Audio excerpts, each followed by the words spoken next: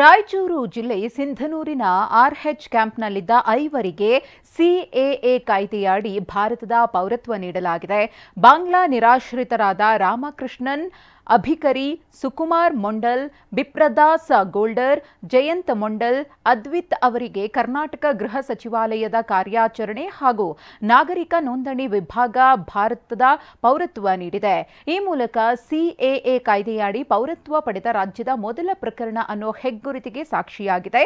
1970ರಲ್ಲಿ ಬಾಂಗ್ಲಾ ಮತ್ತು ಬರ್ಮಾ ವಿಭಜನೆ ಸಮಯದಲ್ಲಿ ಭಾರತದಲ್ಲಿ ನೆಲೆಸಲಿಚ್ಛಿಸಿದ್ದ ಕುಟುಂಬಗಳಿಗೆ ರಾಯಚೂರು ಜಿಲ್ಲೆ ಸಿಂಧನೂರಿನಲ್ಲಿ ಪುನರ್ವಸತಿಗೆ ಸಮ್ಮತಿಸಲಾಗಿತ್ತು. ಒಟ್ಟು 5 ಕ್ಯಾಂಪ್ಗಳನ್ನು ಮಾಡಿ ಆರ್ಎಚ್ ಕ್ಯಾಂಪ್ ಅಂತ ಹೆಸರಿಟ್ಟು ಅಂದಿನ ಇಂದಿರಾ ಗಾಂಧಿ ಸರ್ಕಾರ ಪುನರ್ವಸತಿ ಕಲ್ಪಿಸಿತ್ತು.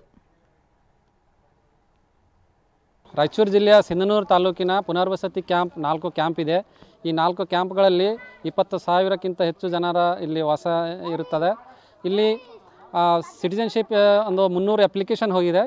ಅದರಲ್ಲಿ ಒಂದು 30 ಅಪ್ಲಿಕೇಶನ್ದು ಡಿಸ್ಟಿಕ್ ಕಮಿಟಿಯವರು ಸೆಲೆಕ್ಷನ್ ಮಾಡಿ ಬೆಂಗಳೂರಿಗೆ ಕಳಿಸಿದ್ದಾರೆ. ಬೆಂಗಳೂರಿಂದ ಒಂದು 5 ಅಪ್ಲಿಕೇಶನ್ ದೆಹಲಿಗೆ ಹೋಗಿ ಅದು 5 ಸಿಟಿಜನ್ಶಿಪ್ ಬಂದಿದೆ. ಟೋಟಲ್ 6 ಸಿಟಿಜನ್ಶಿಪ್ ಬಂದಿದ್ದಾವೆ. ಅದ್ರಾಗ 5 ಜನ ಹೋಗಿ ಮೊನ್ನೆ ಬೆಂಗಳೂರಿಗೆ ಹೋಗಿ ತೊಗೊಂಬಂದಿದ್ದಾರೆ. ಈಗ ಒಟ್ಟು ಎಲ್ಲರೂ ಅಪ್ಲಿಕೇಶನ್ ಹಾಕಬೇಕು. ಈಗ ಎಲ್ಲರೂ ಸಿಟಿಜನ್ಶಿಪ್ ಕಂಪಲ್ಸರಿ ಪಡಿ